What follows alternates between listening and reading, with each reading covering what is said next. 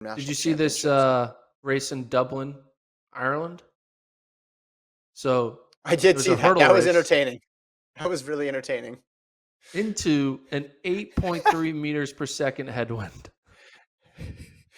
I So can running into a headwind 8 meters per second is crazy as just a regular sprint, but then having to do yeah, it over hurdles is even yeah. worse because I mean the winning time was what 15 some seconds. It's just ridiculous.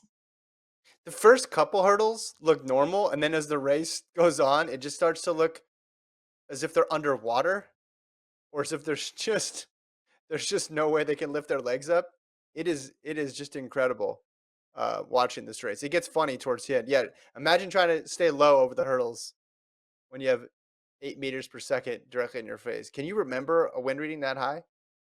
I can't. They ran 2 seconds slower than their PB. So imagine watching Fred Curley run an 11-second 100. You're like, what is going Yeah, on? yeah, yeah, yeah. How high would the wind? It does answer a good question. How high would the wind need to be? Yeah, for Grant Holloway or Devin Allen to run 14 seconds in the hurdles. Oh, about 8. That's what it would Or need to be. how high would the wind need to be for me to beat them in a race? Like Yeah, you're running.